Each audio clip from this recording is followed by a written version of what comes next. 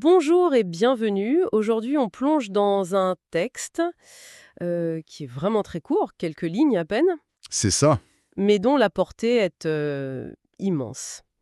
C'est le 15e hadith du recueil des 40 de l'imam al-Nawawi, rapporté par Abu Huraira. Exactement. Et la prémisse est simple, mais elle est redoutable. Oui, l'idée c'est que la foi, ce n'est pas juste une conviction intérieure, c'est quelque chose qui doit se manifester, se prouver en quelque sorte. C'est une équation presque. Le texte répète cette formule choc. Celui qui croit en Dieu et au jour dernier, alors. Et là, il enchaîne avec une action très concrète. Pas pense ceci ou ressens cela. Non, non, c'est fais ceci. Voilà. Et il se concentre sur 3 domaines. La parole, le voisinage et l'hospitalité. Des piliers de l'éthique sociale, en fait. 3 piliers l'un après l'autre. On commence par le premier, la maîtrise de la langue. Qu'ils disent du bien ou qu'ils se taisent. Un principe qui a l'air simple comme bonjour. En apparence seulement, le commentaire insiste beaucoup sur cette difficulté. La parole, c'est l'action qu'on pratique le plus Exact. et souvent celle qu'on contrôle le moins. Et justement, qu'est-ce qu'une bonne parole? Le commentaire pose la question. J'avoue que ma première idée, c'était des choses religieuses, prier, lire le Coran. Bien sûr, ça en fait partie, mais la définition est beaucoup, beaucoup plus large. En fait, une bonne parole, c'est toute parole qui est bénéfique, qui est utile. Utile comment? Utile pour l'au-delà, bien sûr, mais aussi pour la vie d'ici-bas. Parler de commerce de manière honnête, c'est utile. Organiser un dîner avec un ami, c'est utile pour le lien social. Jouer avec ses enfants. C'est utile pour leur éducation. D'accord, je vois. L'idée, c'est vraiment l'utilité. Si ça n'apporte rien de positif, alors. Alors le silence est préférable. C'est la valeur par défaut. Et ça m'amène à un point qui m'a vraiment marqué dans le commentaire. C'est cette image terrible du failli. Ah oui. Celui qui arrive le jour du jugement avec une montagne de bonnes actions, des prières, des aumônes, et qui se retrouve en banqueroute, En banqueroute spirituelle, oui. juste à cause de sa langue. C'est terrifiant comme concept. Salé. Parce que ça veut dire que tout le capital spirituel d'une vie peut être brûlé par des mots. La personne a insulté, a calomnié, a blessé. Et donc ces bonnes actions sont Elles sont distribuées à ses victimes pour les dédommager. C'est un transfert de compte, littéralement. Et si son solde de bonnes actions arrive à 0, on prend les péchés de ses victimes et on les met sur son compte à lui. la faillite totale, hein. La faillite absolue. On comprend mieux la vigilance quasi obsessionnelle des premiers musulmans sur ce sujet. Le commentaire donne des anecdotes assez folles. Oui, il y en a une qui est très parlante. C'est l'histoire de l'homme dont l'âne le dérangeait, et il finit par lâcher un péris l'âne. Une parole en l'air, quoi. Une simple frustration. Exactement. Et là, les anges scribes débattent. L'ange de droite dit « ce n'est pas une bonne action, je n'écris rien ». Logique. Et celui de gauche dit « ce n'est pas une mauvaise action contre un humain, je n'écris rien non plus ». Et c'est Dieu qui révèle la règle. Tout ce que l'ange de droite n'écrit pas, écris-le. Attendez, ça paraît d'une sévérité extrême. Même une parole négative sans conséquence apparente, une simple exclamation, est enregistrée, ça ne risque pas de créer une sorte de paranoïa? C'est une bonne question. Je pense que l'objectif n'est pas la paranoïa, mais la conscience. La prise de conscience que chaque mot a un poids, qu'il crée quelque chose. Ce n'est pas une punition, c'est un enregistrement. D'accord. Il y a une autre anecdote attribuée à Jésus, Issa, qui va dans ce sens. On raconte qu'il refusait de dire « cochon », par exemple, Pourquoi? pour ne pas habituer sa langue à des mots durs, de peur de les utiliser un jour, par inadvertance, contre une personne. C'est une discipline préventive. C'est une forme d'hygiène verbale, en fait. C'est tout à fait ça. Et ça éclaire la fameuse sagesse arabe citée dans le commentaire A.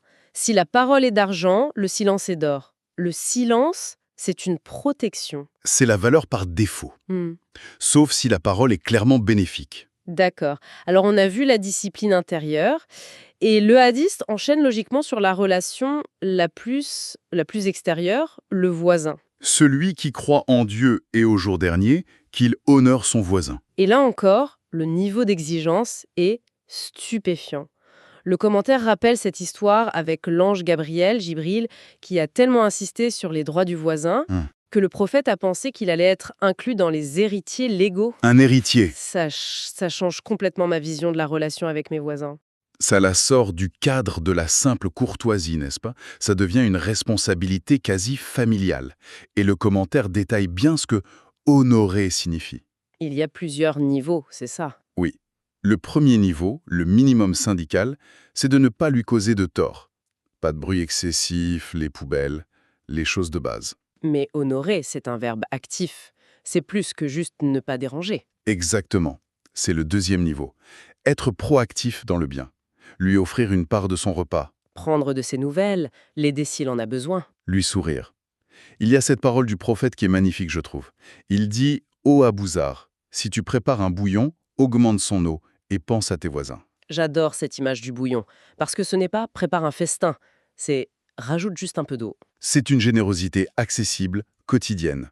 C'est à la portée de tout le monde. C'est une invitation à penser communauté à chaque instant. Mais le commentaire va encore plus loin. Il y a un troisième niveau qui est presque inaccessible. C'est le niveau de l'excellence, l'ihsan, résumé par une parole d'Al-Hassan al-Basri. Le bon voisinage n'est pas de s'abstenir de nuire. Mais de supporter la nuisance. Voilà. Ouf, celle-là, elle est difficile. Elle est vraiment à contre-courant de notre culture du chacun chez soi, de la défense de son espace. C'est un idéal très élevé, c'est certain. Supporter la nuisance, ça veut dire quoi?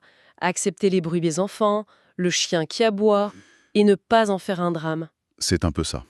L'idée n'est pas de tout subir en silence, mais de choisir la patience comme un acte de foi. De considérer que l'harmonie du lien est plus importante que sa petite tranquillité personnelle. C'est un vrai défi spirituel. Complètement. Mais comme le dit le commentaire, on voit parfois son voisin plus souvent que sa propre famille. C'est la base d'une société solidaire. D'accord, donc on a la maîtrise de soi avec la parole, la patience active avec le voisin, et le hadith se termine avec une troisième figure clé, L'invité. le dernier pilier, oui, celui qui croit en Dieu et au jour dernier qu'il honore son invité. Et là encore, le commentaire précise de qui on parle. L'invité, le daif, ce n'est pas juste un ami qui vient dîner. Non, il s'agit surtout du voyageur, de la personne de passage qui a besoin d'un abri, de nourriture, de sécurité. Le texte parle de sa récompense ou son prix. Qu'est-ce que ça signifie? Ce n'est pas une suggestion, c'est un terme presque juridique. Le prophète explique que ce prix, c'est un jour et une nuit. Et donc, le commentaire est très clair là-dessus. Pendant les 24 premières heures, l'hospitalité n'est pas une option, c'est un devoir pour l'hôte. Et un droit pour l'invité. C'est une obligation religieuse. C'est un concept très fort. C'est une sorte de droit d'asile et de subsistance garanti pendant 24 heures. Mais le système a des limites pour ne pas être abusif. Oui, il est très équilibré. L'hospitalité est ensuite étendue à 3 jours. Au-delà, l'hôte a rempli son devoir. Et l'invité ne doit pas devenir un fardeau. Exactement. Le système protège tout le monde. Il garantit un droit aux voyageurs vulnérables, il protège l'hôte d'une charge qui pourrait devenir insoutenable. C'est très pragmatique. Quand on rassemble les 3 pièces du puzzle, la parole, le voisin, l'invité, on voit le portrait d'un croyant qui est avant tout généreux. C'est ça. Généreux avec ses mots, généreux avec sa patience et généreux avec ses biens. Et le point central du commentaire, c'est que ce ne sont pas juste des règles de savoir-vivre. Non, ce sont des indicateurs, des thermomètres de la foi. L'état de notre langue, de nos relations de voisinage, de notre accueil. Tout ça, ça mesure la qualité de notre foi. La foi ne se mesure donc pas en déclaration, mais en action. Voilà. Et le commentaire ajoute que cette responsabilité est encore plus grande pour ceux qui sont des modèles dans la communauté. Les étudiants en sciences religieuses, les imams, Absolument. Pour eux, ce n'est plus juste une question de piété personnelle, c'est une question de crédibilité. Si leur comportement ne suit pas leur discours, tout s'effondre. ce qui nous amène à cette phrase de l'imam Al-Shafi'i, la fin du commentaire. « Sois bon envers les gens, tu asserviras à leur cœur. » Ce n'est pas de la manipulation. Non, c'est la reconnaissance d'une loi psychologique universelle. La bonté, la générosité. Un comportement exemplaire, c'est ce qui ouvre les cœurs, bien plus que n'importe quel grand discours. La meilleure façon de transmettre un message, c'est de l'incarner. Au final, ce hadith si pour est un outil d'auto-évaluation redoutable. Il nous force à regarder nos interactions les plus banales. La question n'est plus seulement « est-ce que je crois ?», mais Mais comment ai-je parlé aujourd'hui? Comment ai-je traité mon voisin? Comment ai-je accueilli cette personne? c'est exactement ça. Et ça nous laisse avec une question de fond, une question pour la réflexion. Si nos paroles, nos interactions de voisinage et notre accueil des autres étaient le seul témoin de notre foi, les seules pièces à conviction. Que dirait-elle de nous? Quel serait le verdict? Voilà. Et ça transforme chaque conversation, chaque rencontre dans l'ascenseur, chaque visiteur inattendu en une opportunité de vivre, ou non, sa spiritualité.